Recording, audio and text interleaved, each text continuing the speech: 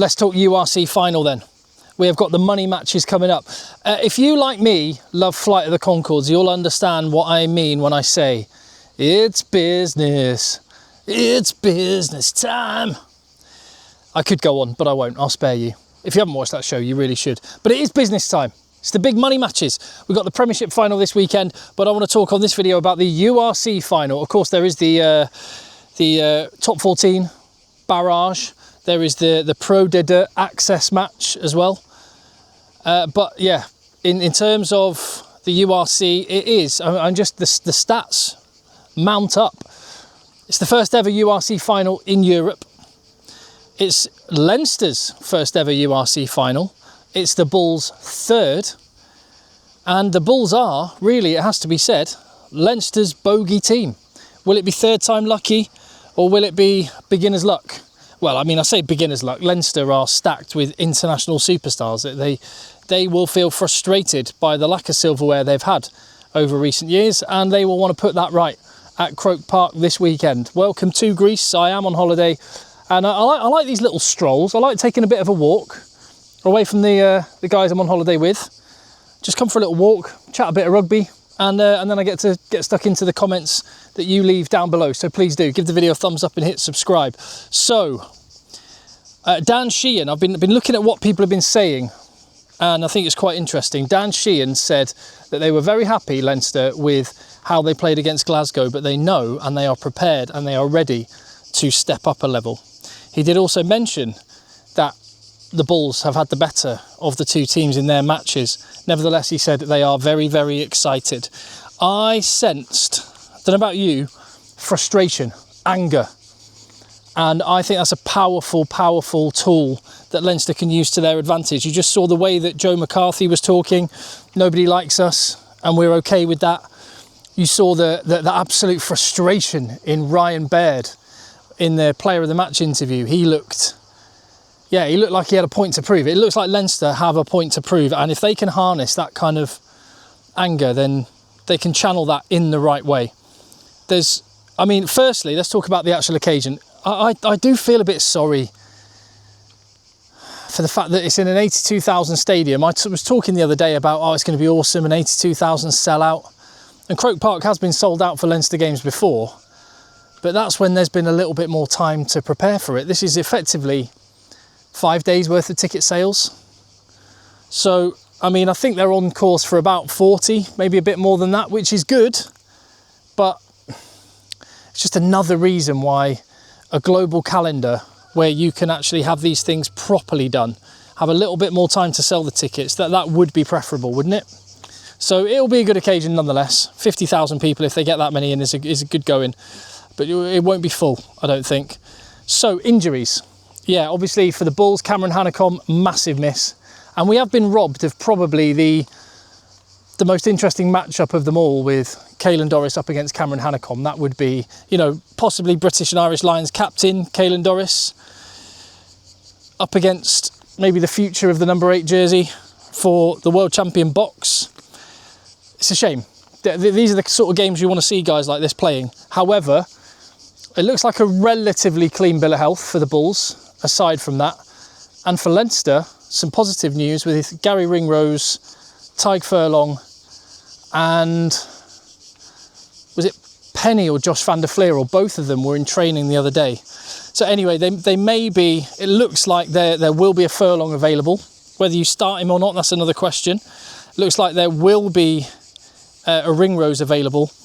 No Keenan, but hopefully van der Fleer and Penny. Keenan, big miss. Ringrose, not totally match fit, but then again, Jamie Osborne had a fantastic game the other day.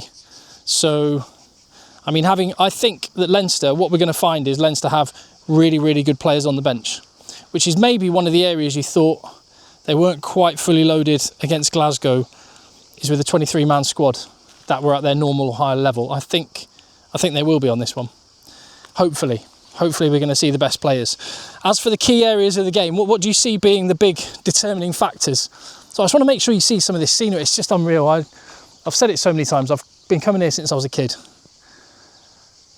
And my family, we've just been coming here the same spot for on and off our whole lives, and I absolutely love it. It's just gorgeous. It's the Peloponnese. It's mainland Greece, not one of the islands, but this is like agricultural part of Greece. So it's just olive trees as far as you can see. There's one right here. Olive trees and oranges and lemons. It's an absolutely stunning part of the world. But keep it between us, yeah. Don't tell everyone, because it's a bit of a secret for a lot of people. Anyway, who tend to go off to the islands. Anyway, the areas, yeah. What are the areas you think are going to be most influential? Firstly, obviously, I mean it's knockout rugby. It's cup final rugby. It's going to be tight and it's going to be tense. So the scrum and line out are going to be massive. But I think that's going to be amplified even more because the Bulls were so good in the scrum at the weekend that Thomas Clarkson had a really good game for Leinster, but he's going to know what is coming his way. And that's why Tadhg Furlong on the bench could be really, really significant. Even if he just plays 20 minutes at the end, half an hour, that could be massive. But Wilco Low, this is where if he really wants to claim that tight head prop jersey above Thomas du Toit, you've got both of them in action in finals this weekend. And I'm sure Rassie Erasmus will be watching that one very closely, but the Island scrum know what's coming their way. It's going to be an onslaught. I do think, though, that maybe even more important than the scrum is going to be the line-out. We've seen it with Ireland. We've seen it with Leinster. Actually, to be fair, we've seen it with a lot of the Irish provinces. Same goes with Munster. The line-out is such an important launch play. It's such an important platform from which all the attacking play just falls into place around, that I think, particularly with Ruan Nortje in the back row, one of the loose forwards, I think the Bulls are going after it. I think that, and actually, it's one of the things you have to say about Jake White. Tactically, very, very sharp. I mean, he's been saying in his interview this week, what did he say? He put it brilliantly. He said his team have paid, that's right, he said his team have paid their school fees on games at this stage. Yeah, this is their third final. And so he said he doesn't need to say anything to his team because they've been here before. And the only difference is they're absolutely focused on making sure it's not a third defeat at this stage. And he said that it was a very muted celebrations after their win against the Sharks. They went and did a quick lap of the pitch at Loftus Versfeld to thank the fans. But then he said as soon as they walked back into the changing room, it was like, we've won nothing. This is go time. And out of the last 5 games between these two teams, the Bulls have won 4. So they know how to beat Leinster. And I do think the line out is going to be absolutely massive. And as I say, Jake White, very, very astute tactically. He always comes up with, like, you'll find Marcel Coetzee or Ruan Nortje or just one of the loose forwards, quite often Cameron Hanekom, but won't be there obviously. But you see one of these players popping up in unexpected places out in the midfield with a pre-planned move which they've kept under wraps until they're going to, dust it off when the moment is right. They also compete at line-out time in kind of unconventional ways. Makes them quite hard to read.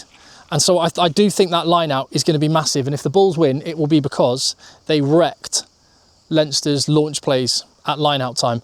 I wonder if Ronan Kelleher may start because of the scrummaging threat. He's sort of regarded as a better scrummager. Maybe Dan Sheehan plays 50 minutes, but he comes on after half an hour once the sort of initial onslaught has gone. You also have to remember the IQ in that Leinster camp from Jacques Nienaber, from Aji Sneeman. They'll know this team and the way the players work well. And equally, Geordie Barrett as well. And actually, even more than that, a lot of these players were there in Durban and in Johannesburg. Hold on. Island games were Pretoria and Durban, I beg your pardon. Yeah, so you've got a lot of these island players that were there in Pretoria and Durban last year and, drew a series against the Boks 1-1. So that IQ is going to be massive as well.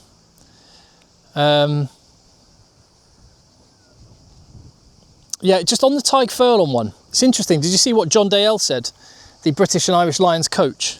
Just on the fitness of certain players that could be available. He said, quote, "There are no concerns in terms of Tadhg's ability to come back to full training. Tadhg has returned to play and was playing. He's now being modified in terms of being off feet in the last few weeks. we've got no real concerns. So basically, he's come out and said, effectively, I don't know what modified in terms of being off feet. Presumably that just means, Ty, just put your feet up and rest. Presumably for this final and for the British and Irish Lions. So that's quite interesting. Tyke Furlong's got enough pedigree that he can just come in and do a half-hour job off the bench. I wonder. I think it's going to be massive. I think it's going to be toe-to-toe, full bore, and I think scoreboard pressure is going to be massive. It's such a shame it's not Villy LaRue against Hugo Keenan. They are contrasting, but both really, really important players for their team. Hugo Keenan just makes everything else, he just makes the jigsaw fit together. And Villy LaRue is the guy that brings other people into the game. So both of those would have been influential. Villy LaRue will be. Yeah, if Ringrose comes back. If Ringrose comes back, does he start? Is he on the bench? Jamie Osborne, where'd you play him? Nice options to have if you're Leo Cullen. But Leo Cullen knows his job's on the line. If he doesn't come away with silverware this time, even if he does, he's going to be under massive pressure.